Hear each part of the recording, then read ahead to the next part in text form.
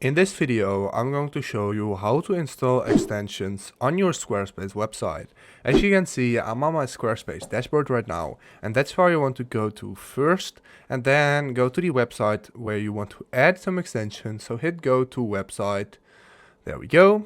Then go to settings down here, and as you can see, the option right here is extensions. So when you hit it, you can see that you can explore extensions in the Squarespace website right here. So now you can start installing Squarespace extensions. So let's scroll down. Here are all the extensions that you can install or that you can install by third-party access. So for this video, I'm going to show you how to do it with a random one. So let's say Printful. If you use Printful on demand dropshipping, you can connect to the site here.